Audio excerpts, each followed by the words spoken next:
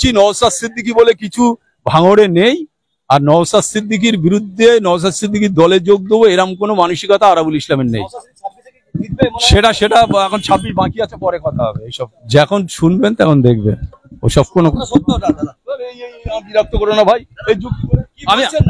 আমি বলছি শুনুন, আমি দলটা করি তৃণমূল কংগ্রেস, আমি আইএসএফ বলে কিছু চিনি না, জানিও না।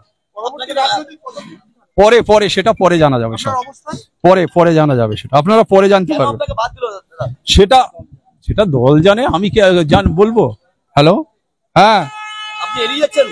হ্যাঁ, আমি হাইকোর্টে আছি, একটু পরে কথা বলছি।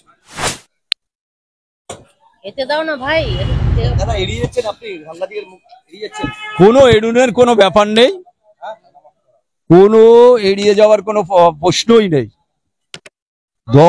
দল আমাকে বাদ দিয়েছে, দল নিশ্চয়ই ভাবছে দল কি করা যায় সেটা ভাবছে। হ্যাঁ দাদা, নওশাদ সিদ্দিকীর খাতে নাম লিখাচ্ছেন আপনার পরবর্তী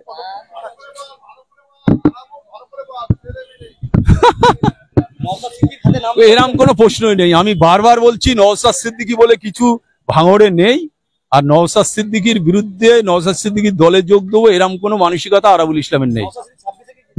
সেটা এখন 26 বাকি।